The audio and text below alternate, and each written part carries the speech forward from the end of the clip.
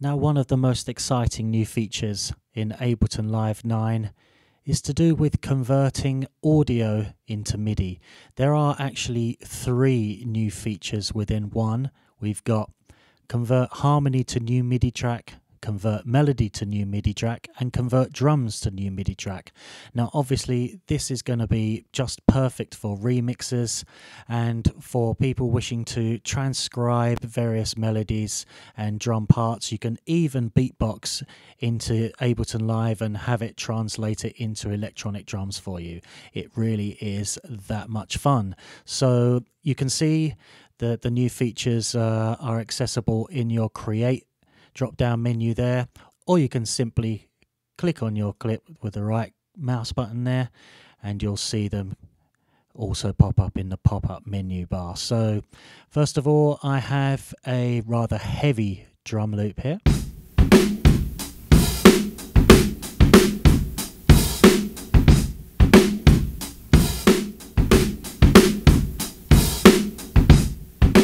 Now I've deliberately chosen a break which is quite simple. Don't expect miracles from these algorithms. The drum algorithm is going to mainly pick out your kick, snare and hats.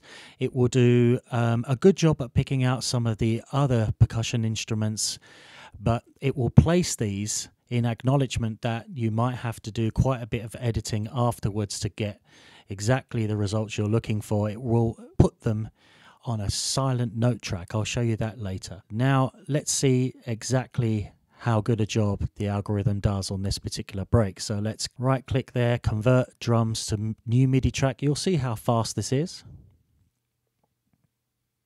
There you go. Doesn't take long to do a 4-bar loop. Now one of the great things that Ableton Live does, it analyzes the source material you have. Obviously, if you're converting the drums, it will create a drum kit there ready for you to audition your new MIDI clip with.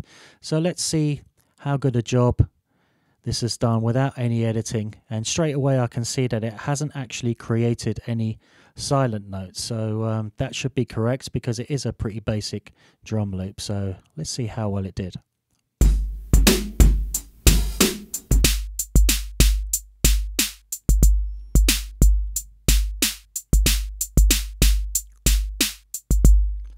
Well, it's not too bad. It's put some snares in where there's some kicks, but that's easily dealt with by some quick editing.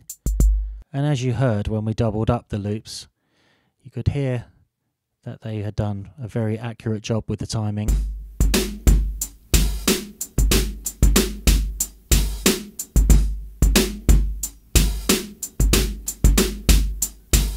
So basically there's just a few extra snare hits in there that we can delete, and it's done a very good job at replicating that break. So now let's see how well it does on a bass sound. Now for bass, we have a monophonic double bass part here.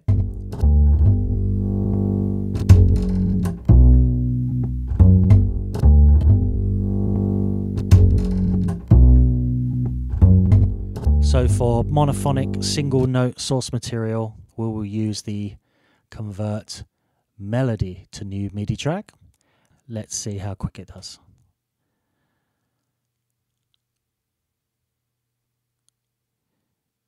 There you go, and you can see it's analysed the kind of source material we have as containing a lot of low notes, so it's created a nice analog sound which is going to do a good job at replicating our original bass sounds. So let's stop the original clip and let's see how good a job it's done.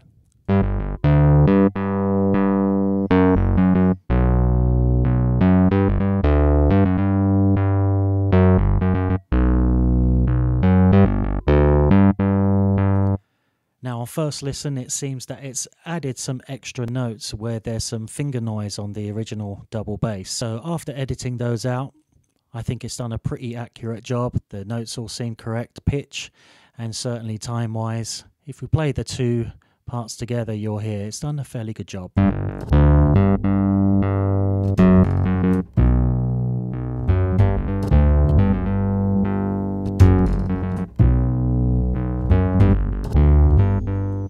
So just a bit of tidying up there. Again, you can see these algorithms. The results, I would say, if I was to put a percentage, they seem about 60 to 70% accurate, and the remaining 30-40% is easily done with some editing. So a very, very useful addition to Ableton Live's features. And let's see, probably the most challenging algorithm would be to convert harmony to a MIDI track, as it has to pick out individual chords, which can be difficult enough for the human ear to do sometimes. So let's see how good a computer does it. For this example, I've got a nice clean Rhodes sound playing some nice chords.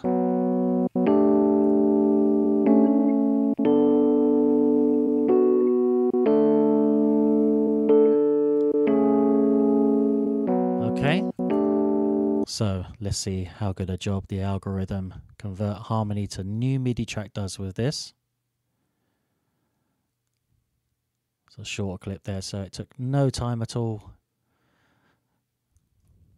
And let's see what we've got. As you can see, once again, it's done an excellent job choosing a grand piano sound to recreate. That's obviously analysed its source material and chosen the appropriate sound. Let's check it out.